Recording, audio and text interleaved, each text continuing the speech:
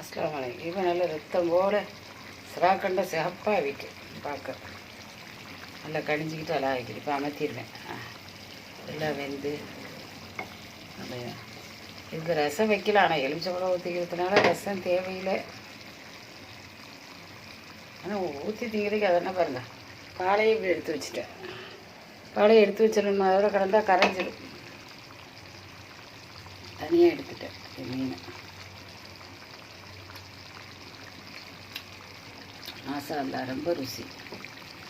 இது கிண்ணி விட்டு இதில் கிண்ணியில் எடுத்து வச்சுட்டேன். ஏன்னா அதில் கடந்த அந்த வாடையும் கூடும்.